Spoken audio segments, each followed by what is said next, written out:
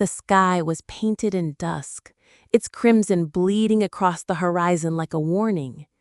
The crescent moon pack's ceremonial hall stood tall, carved into the side of the stone mountain with spires that pierced the clouds. Inside, torches flickered along the ancient walls, casting shadows on faces gathered for what should have been a union of power, legacy, and tradition. Elara Wynn stood alone on the dais, her breath tight in her chest. Her silver gown shimmered like frost, and her hands trembled inside the silk sleeves. She had been raised for this moment, groomed from childhood to one day be the mate of Lucien Draven. She had memorized his sense long ago, stored it in the corners of her soul. It had been carved into her destiny, or so she believed. She saw him now, Lucien, tall, commanding, the dark-haired alpha-to-be of the Bloodfang clan, walking toward her. His expression was unreadable, lips pressed into a firm line, eyes flicking to the elders and nobles around them before finally meeting hers. The moment his hand touched hers, it happened. The bond snapped into place like a wire pulled taut between their souls, electric, inevitable. Elara gasped softly, her knees nearly giving out, as the sacred magic surged through her, the mate bond, ancient, undeniable. But Lucien didn't flinch, didn't smile, didn't even acknowledge the bond. Instead, he turned toward the assembly, voice cold as steel. "I reject this bond." The hall went still. Elara's heart stopped, her blood draining from her face. "I reject Elara Wynn as my mate," Lucien continued, louder this time, "and I accept a new union with Callista Viral, daughter of Alpha Ronan of the Crimson Claw." A collective gasp swept through the room. Her father, Alpha Kael, stood frozen, shock etched in every line of his face. Elders muttered, a chair scraped against stone. But Elara heard none of it. Her ears rang. Her wolf whimpered inside her, clawing at her chest. The mate bond, once ignited, couldn't simply be cast aside without pain. The rejection shredded her from the inside out, a blade twisting through every nerve. She collapsed to her knees, and no one came to help her. Not her father, not her pack, not even Lucien, who turned his back on her without a second glance, already walking toward his new alliance. The next morning, she was exiled. They gave her nothing but a threadbare cloak and a final warning: never return. No one knew she carried Lucien's child. The rogue territories began where the trees grew too thick and the wind whispered in tongues. Elara had been walking for days, through ice, hunger, and endless pain. Her feet bled, her belly swelled with life.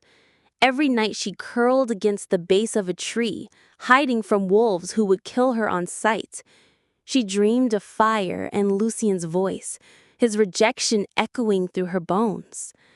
She was disappearing, shrinking. When the snowstorm struck, she didn't run. She walked into it. Somewhere in the white blur, her knees gave out. Her back arched as pain tore through her body. Too soon. Her baby wasn't ready, neither was she. She screamed into the sky and the world went dark. Warmth. Elara blinked into golden firelight. The scent of herbs and pine sap filled her nose. She tried to move but couldn't. Every muscle ached. Her body felt stitched together with threads of exhaustion. A soft sound drew her attention. A cry. A newborn. Her baby. Tears blurred her vision as she turned her head and saw the tiny form swollen in fur beside her. Alive, breathing. A shadow moved near the fire. She tensed. A man stepped into the light, Tall, broad-shouldered, his presence filled the space like a storm threatening to break. His dark hair fell past his jaw, unkempt. Scars slashed across his neck and one shoulder. His eyes, wolf eyes, glowed amber even in the firelight. "You're safe," he said quietly, voice like gravel smoothed by time. Who are you?" Elara whispered, throat raw. He didn't answer at first, just crouched near the fire, tossing another log into the flames. "No one," he said finally. "A ghost. A rogue." Her breath caught. "You saved me." "You were bleeding out in the snow," he said without emotion. "You should be dead." She turned toward the baby, her voice breaking. "But he's not. My son, he's alive." A pause. "You're lucky. He screamed before you did. That's how I found you." Elara's vision blurred again. This stranger, this rogue had saved them. She should have felt fear, gratitude, confusion. But all she felt was the crushing weight of survival. Why? Why save me?" He didn't look at her. Didn't have a reason not to. They sat in silence, broken only by the crackling fire and the soft breath of the child. Elara couldn't stop staring at the man. There was something restrained about him. Dangerous, but weary. Not like Lucien, not polished or power-hungry. This wolf had been broken once, just like her. "I'm Elara," she said softly, "of the Crescent Moon Pack." The man finally met her eyes. His gaze lingered for a long moment, unreadable. "I know," he said. "I heard what happened." Her stomach twisted. "Then you know who he is, the father." Another silence. "I know." Elara wanted to curl into herself, to vanish again, but something in his voice stopped her. It wasn't judgment, it was knowledge, personal. "What's your name?" she asked. He didn't answer right away. Then, with a voice heavy with history, he said, "Kael." Just Kael. But something about the way he said it made her wonder how much he was leaving out. She looked back at her son. "He doesn't have a name yet." Kael didn't reply. But for a brief moment, Elara saw something flicker in his expression, something that almost looked like hope, or maybe memory. Whatever it was, she wasn't alone anymore. Not truly. Snow blanketed the world outside the den, a quiet reminder of how close to death Elara had come.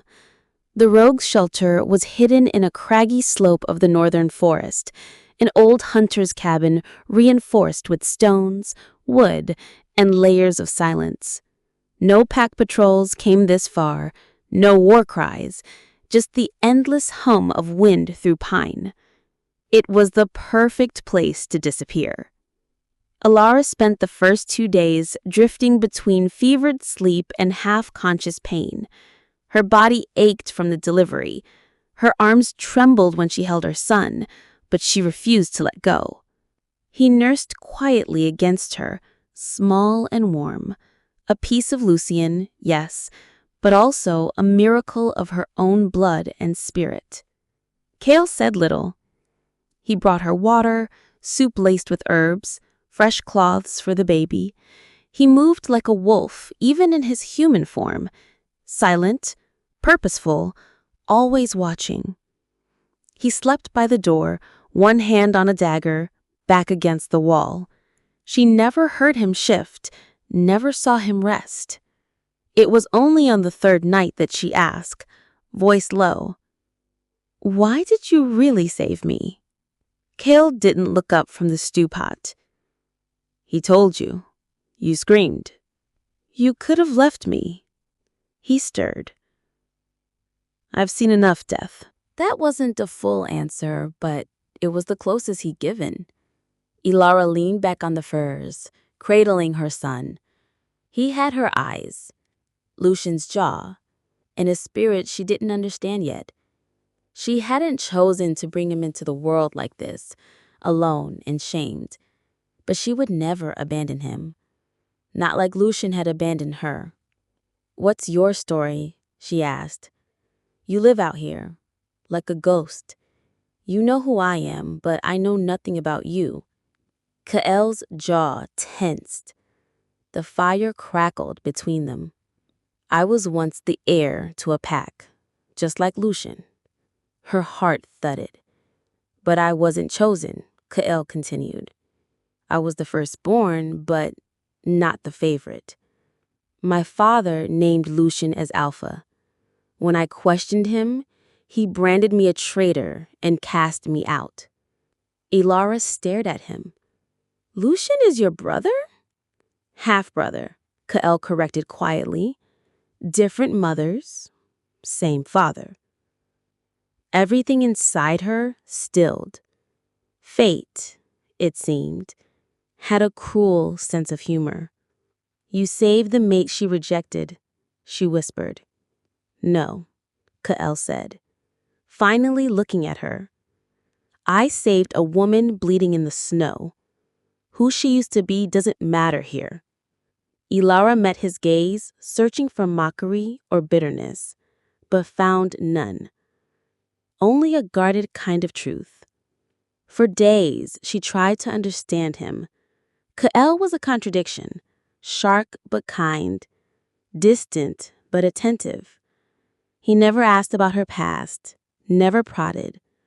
When she wept silently at night, thinking about the humiliation, the rejection, the child who would grow up without a family name, Kael left her alone, but he always returned with food in the morning. One evening, she sat by the fire with her son asleep in her lap. Kael leaned against the opposite wall, sharpening a blade. What was your pack called? She asked. He hesitated. The Nightshade Court. Elara's breath caught. That name hadn't been spoken in over a decade. It was said the Nightshade wolves vanished after a failed coup. Rumors said the heir betrayed them all. But the truth? The truth had always been sealed in whispers. You're Kael Varen, she said softly. You were a legend. No. His voice was sharp, final. I was a mistake. Elara's throat tightened. I don't think mistakes rescue dying women in the snow. Kael looked at her then. Really looked. And something passed between them. Not desire, not yet, but understanding. She saw him after that. Not just the rogue or the exile, but the man who had been stripped of a name and still chose mercy. Spring crept in slowly. The snow melted, revealing moss and stone. Elara grew stronger. Her son, whom she named Riven, thrived under her care. He cried with a strength that made Kael raise an eyebrow the first time he heard it. You sure he's not a bear cub? Kael teased once. It made her laugh, her first real laugh in weeks. Kael began to bring things home from the woods. A carved rattle, a fox fur blanket, herbs that helped with Elara's aches. She noticed how careful he was around Riven, how he never held him but always watched. She caught him once staring at the baby sleeping in the sunlight. You don't have to be afraid of him, she said. Kael looked away. It's not fear. It's memory. Later, he told her he once had a younger sibling, a baby sister who died in the first raid Lucien ordered after their father passed. She was 4. She wanted to be a healer. The pain in his voice wasn't loud, but it was deep. Elara didn't press him further. She just nodded, and the next night left Riven in his arms while she bathed in the stream. He didn't protest. When she returned, she found him rocking her son gently, humming something old and wordless. Her heart twisted. One afternoon they heard it, howls in the far distance, too organized to be rogues, too close to be dismissed. Kael went still, sniffing the wind. "They're tracking," he said, "not hunting, looking for something specific." Elara's blood ran cold. "Me." Kael didn't speak. "What do we do?" she asked, clutching Riven tighter. "I move fast," he said, already packing supplies. "You'll go east. I'll cover your trail." "No." She grabbed his arm. "You saved me once. I won't leave you behind." He turned to her slowly. "Elara," he said, "if they find out who I am, they'll kill us both." She stood her ground. "Then we survive, together." He stared at her for a long time, then finally nodded once. They left the den behind. Elara didn't look back. 3 nights later, a rogue found them at the edge of the broken ridgelands, a boy no older than 16, with ragged clothes and sharp eyes. He had seen them weeks ago.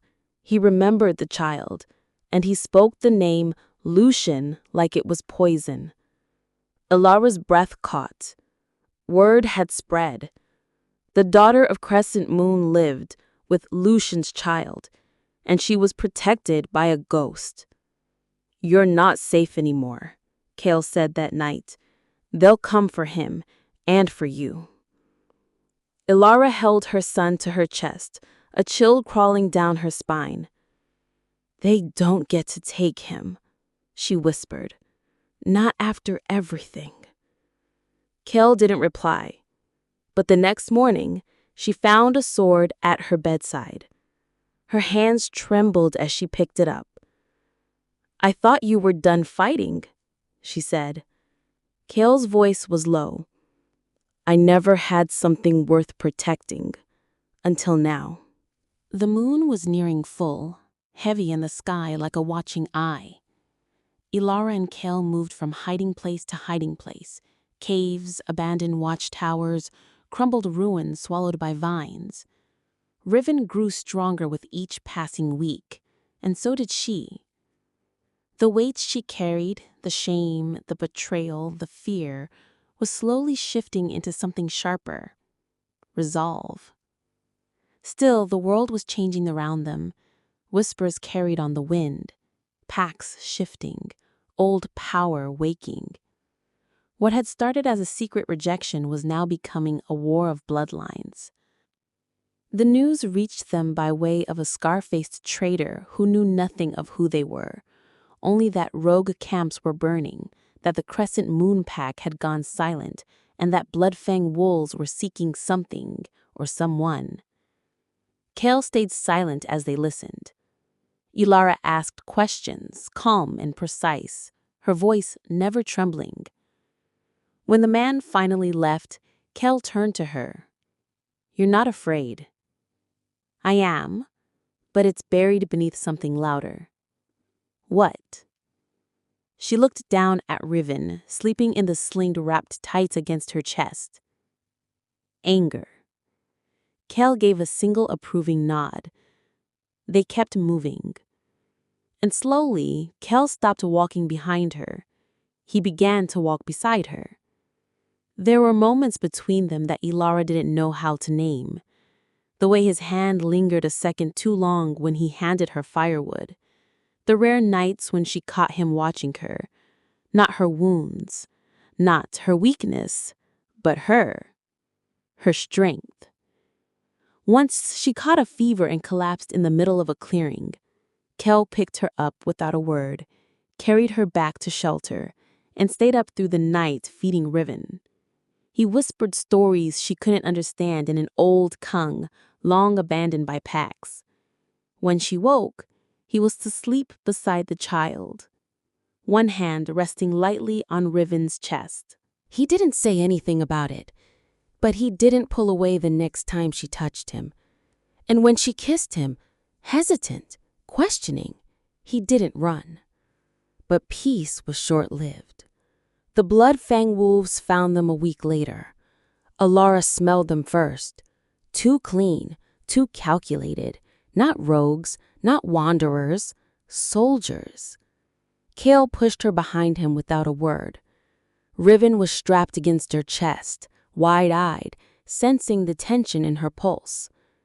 They stood in a ravine, the walls high and narrow, and from both ends, wolves stepped into view, 8 in total. Their leader was dressed in black leather, a sigil branded onto his neck. Kael Varen, alive and cuddling orphans, I see. Kael didn't respond. His stance shifted, protective. Alara's fingers curled around her blade. The council wants the child, and the girl, of course. But the rogue, you're a bonus. They assumed you were dead. I should be. Want to test the theory? The man grinned and signaled. The fight was brutal. Kael shifted in one breath, his wolf massive, silver-furred, with streaks of ash along his shoulders. The soldiers swarmed, but he moved like a storm, teeth and claws in fury. Elara didn't run. She stood her ground, shielding Riven, her blade catching one wolf in the throat. Blood sprayed across the stones. The battle didn't end until 5 were dead. The others fled. Kael stood over the bodies, chest heaving, blood dripping from his muzzle. He shifted back slowly, collapsing to his knees. Elara rushed to him. "You're hurt," she whispered, pressing a cloth against the wound on his side. He winced. "Nothing deep. You?" She shook her head. Riven whimpered softly, clinging to her. "They'll come again," Kael said, "and next time it won't be scouts." "Then we stop running," Elara said. "We end this." Kael looked at her, something shifting behind his eyes. "You want to fight Lucien?" "I want to destroy the idea that he has any claim to my son, or to me. I want him to know what it feels like to be powerless." Kael touched her cheek. "Then we bring him to us." They made camp near the ruins of Kael's old territory, the Nightshade hold. Only ashes remained, but wolves remembered. Rogues came, old allies, exiled warriors, outcasts. Kael didn't give speeches. He simply stood in the clearing, Elara at his side, and said, "They want to erase us. They can try." The army grew, not of nobles, but of wolves with broken bones and unbroken spirits. Elara became their fire, their hope, their Luna without a crown. And Riven, he became their symbol, the pup born in exile, the heir unwanted by power, but chosen by the forgotten.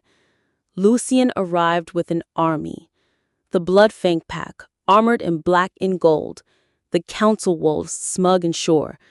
They marched on the ridge expecting surrender. Instead, they found resistance. Kael met Lucien in the center of the field. 2 brothers, both marked by blood, both heirs to a legacy soaked in betrayal. Lucien smirked. "So you're playing family now, raising my bastard?" Kael didn't rise to the bait. "He's more mine than he'll ever be yours." Lucien's eyes narrowed. "You never had the guts to claim a throne." "I don't want a throne. I want justice." Elara stepped forward, sword at her side, Riven held high in her arms. Her voice cut through the air like a blade. "You rejected me, cast me out. You tried to kill us." She raised her head. "You failed." Lucien bared his teeth. "That child is mine." "No," she said. "He is his own, and I am no longer yours to claim." Then, without waiting, she gave the order. The battle began. Elara fought like a storm. Beside her, Kael was a blur of claws and vengeance. The outcast army surged forward, rogues against trained soldiers. But they fought with purpose, with pain turned into fire. Lucien came for her directly. Their blades met, sparks flew. "You could have had everything," he hissed. "Power, legacy." "I have something better," she said. "A future." Their fight was fierce, Lucien's strength against her fury. He landed a blow to her side and she stumbled, but did not fall. Kael tackled Lucien before the second strike could land, sending him crashing to the ground. They fought, brothers clawing through years of hatred. In the end, Kael pinned him, teeth at his throat. But he didn't kill him. Instead, he stood. "This is your exile," he said. "Live, and know you lost everything." Lucien screamed curses as the warriors dragged him away, and the battlefield fell silent. In the ruins of the war, Elara stood beside Kael, riven in her arms, bloodied, bruised, alive. "You didn't kill him," she whispered. Kael looked at her. "That wasn't my war to end." She smiled softly. "Then let's build something new." He kissed her. And the ghosts of the past finally faded. The war was over. But peace was something they would have to build from the ashes. The outcast wolves, those who had followed Kael and Elara, who had risked their lives for a child not their own and a rogue who had once been forgotten, remained scattered across the Northlands. Some were wounded, others restless, all of them waiting to see what came next.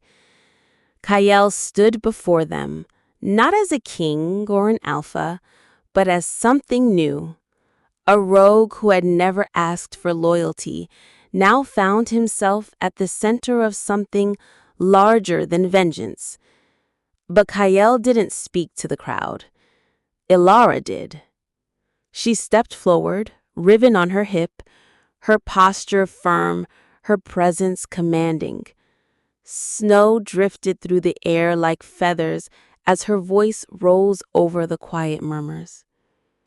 "We were all cast out," she said, "by alphas who feared our strength, by councils that feared our hearts. But we didn't die. We didn't crawl into the dirt and disappear. We found each other." She looked at Kael. "We saved each other." Silence reigned, thick and reverent.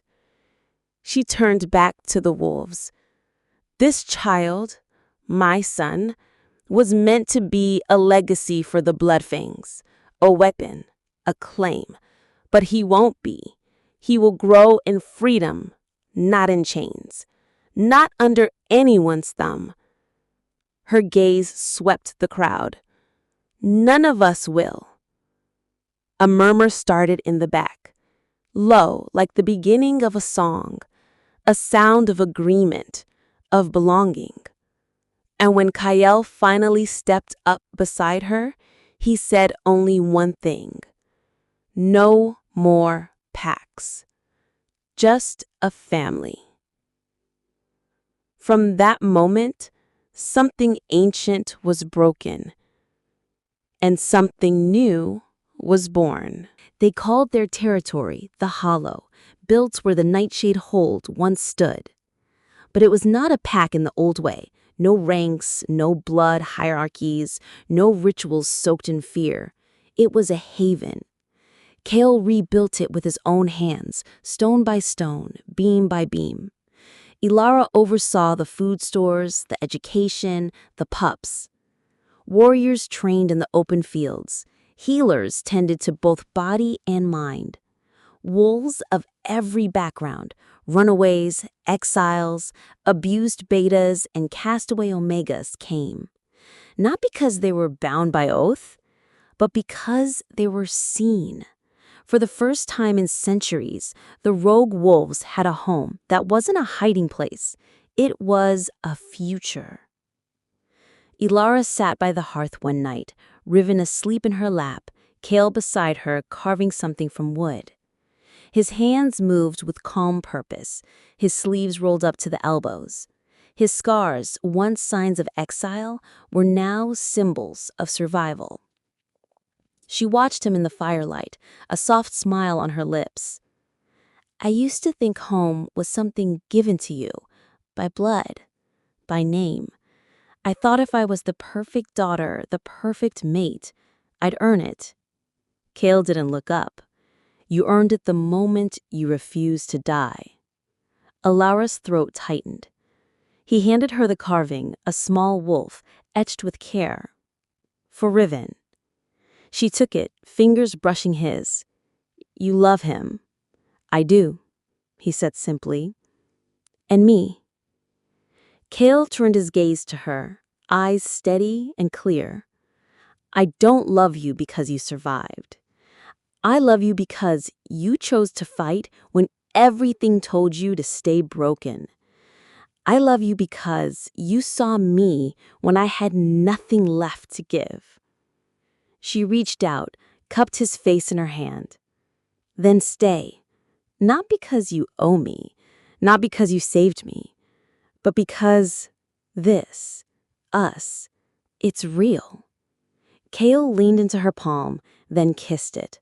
I've been staying since the day I found you in the snow. Years passed. Riven grew into a bold, clever boy, half Kael's quiet fire, half Elara's fierce will. He ran through the hollow like he owned the stars, asking too many questions, always carrying the wooden wolf his father carved. He never knew Lucien. Not truly. He heard whispers, of course, shadows of a man who once rejected his mother and tried to claim him as legacy. But Riven never asked, because in his heart, he already knew the truth. His father was the rogue who never asked to be followed. His mother was the warrior who chose love over legacy. And he was the future they built with blood, mercy, and rebellion. Far beyond the hollow, the council weakened. Lucien was alive, stripped of command, his name dragged through whispers and shame. The Crescent Moon Pack fell under new leadership, more balanced, less cruel. The world shifted slowly, not because of violence, but because of a single truth. Control was no longer enough to keep power. People wanted something real. And in the hollow, that truth lived in the eyes of a woman once cast out and a man once hunted. On a cold spring night, Elara stood at the edge of the valley, staring up at the stars. Kael came up behind her, wrapping his arms around her waist. Do you ever think about it? She asked softly. What would have happened if I died that night? I think about it every day, and then I look at you, and I remember why I kept walking through that storm. She turned in his arms. You never told me what you were doing that night. Kael smiled faintly. I was looking for a place to bury a part of my past, a grave I dug alone. And instead, you found me. No, he said, brushing a curl from her cheek. I found everything. Their lips met, slow, certain. And in the silence that followed, the wind carried no howls, no cries, only peace. Have you ever been broken, cast aside, or told you're not enough? Would you have chosen the one who betrayed you for power, or the one who stood by you in silence when you had nothing? Let us know in the comments. And if this story of love, rejection, and redemption spoke to your heart, like, comment, and subscribe for more stories that grip your soul and refuse to let go. Because sometimes the rogue is the real alpha.